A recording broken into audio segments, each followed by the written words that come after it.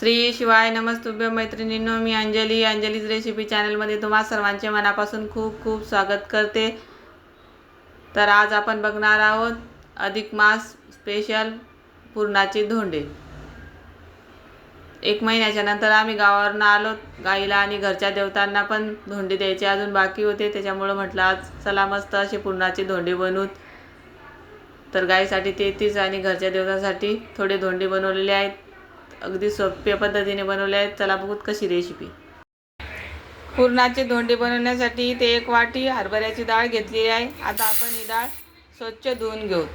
डाळ स्वच्छ धुवून झाली। आता आपण ही डाळ कुकरमध्ये टाकून घेऊ। आता याच्यामध्ये पाणी घालू। डाळ भिजून थोडं पाणी वर राहील एवढं पाणी घालायचं, म्हणजे मग डाळ मस्त शिजते। आता आपण कुकरला 4-5 शिट्ट्या करून घेऊ। तर 5-6 शिट्ट्या झालेल्या आहेत। आता आपण चेक करू डाळ छान शिजली का।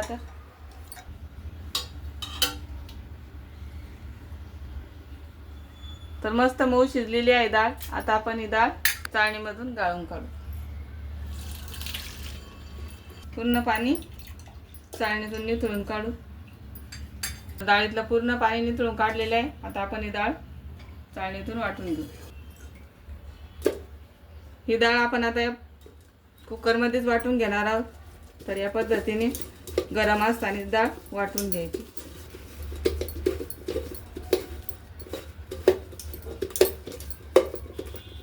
अगदी 2 मिनिटात वाटून होती या पद्धतीने वाटल्यावर डाळ। तर बघू शकता। तर इथे डाळ वाटून झालेली आहे। तर बघू शकता मस्त डाळ शिजलेली आहे आपली डाळ। आता आपण एका कढईमध्ये काढून घेऊ शिजवण्यासाठी। आता इथं कढई ठेवलेली आहे गॅसवर। त्याच्यामध्ये 1 चम्मच साजूक तूप घालू। तूप घातल्यावर पुरण चिटकत नाही। आता वाटून घेतलेलं पुरण आपण याच्यामध्ये घालून घेऊ। ज्या वाटीने डाळ घेतली होती त्याच वाटीने इथे आपल्याला 1 वाटी साखर घ्यायची आहे। आता 1 वाटी साखर आपण या पुरणामध्ये घालू। आता साखर पुरणामध्ये व्यवस्थित मिक्स करून घेऊ।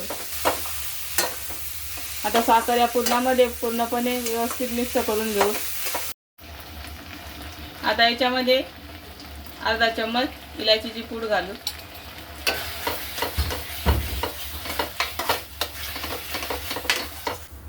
तरी ते पुरण शिजून तयार झालेलं आहे।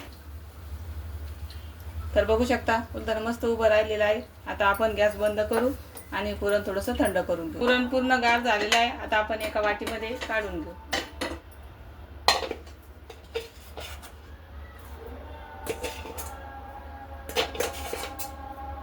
तरी ते आपलं पुरण तयार झालेलं आहे। आता आपण धोंडे बनवण्यासाठी पीठ मळून घेऊ।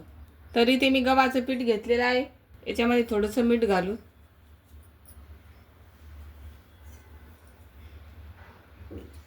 आता आपण थोडं थोडं पाणी घालून पीठ मळून घेऊ।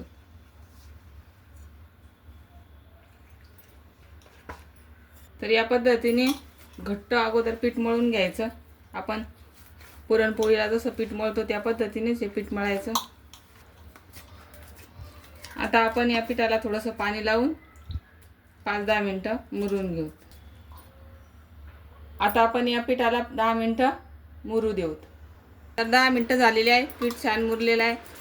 तर 2 मिनिटं छान पिठाला मळून घ्यायचं या पद्धतीने। तरी ते आपलं पीठ मळून झालेलं आहे।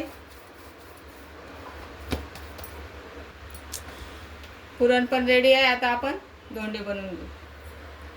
पिठाला थोडंसं तेल लावून घेऊ, म्हणजे मग हाताला चिकटत नाही पीठ। त्या बनवण्यासाठी मी एवढं पीठ घेतलेलं आहे। ठीक आहे।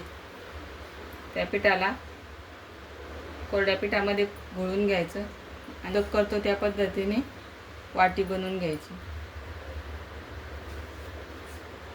तर थोडासा पुरणाचा गोळा घ्यायचा या पद्धतीने आणि या वाटीमध्ये भरून घ्यायचं। आणि आपण मोदकाला जशा कळ्या पाडतो त्या पद्धतीने याला कळ्या पाडून घ्यायच्या। या पद्धतीने याचे पूर्ण तोंड मिटकून घ्यायचं। आता वरचा जो भाग आहे तो तोडून काढायचा आणि उरलेला भाग या पद्धतीने मोडून घ्यायचा. तरी ते एक धोंडा बनवून झालेला आहे. आता आपण राहिलेले धोंडे या पद्धतीने बनवून घेऊ. तरी ते धोंडे बनवून झालेले आहे, बघू शकता. इथे मी घरच्या देवतासाठी बनवलेले आहेत आणि घरी सर्वांना देण्यासाठी एक एक धोंडा बनवलेला आहे आणि हे गाईसाठी बनवलेले आहेत धोंडे 33. चला आता आपण धोंडे तळून घेऊ. तरी ते तेल गरम झालेलं आहे. आता आपण धोंडे तळून घेऊ. मीडियम तेल गरम करायचे, एकदम गरम असल्यावर करपतात धोंडे.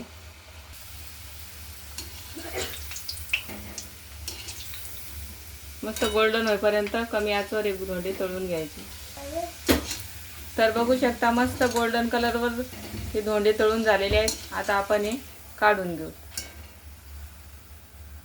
त्याच्यामधलं पूर्ण तेल असं काढून घ्यायचं. आता उरलेले धोंडे या पद्धतीने तळून घेऊ. आता आपण गाईचे धोंडे पण तळून घेऊ.